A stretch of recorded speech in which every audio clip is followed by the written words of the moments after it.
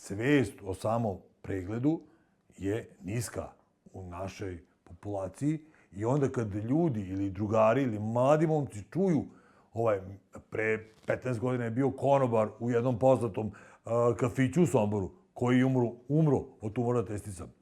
Svi konobari iz grada su došli da se pregledaju. Jer su nešto napipali, jer su se nešto uplašili.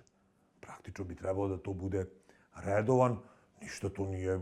Znači, ljudi, muškarci, kad se peru, kad se sapiraju, da pregledaju kako se pregledavaju mišiće, tako da pregledaju i testise napipu.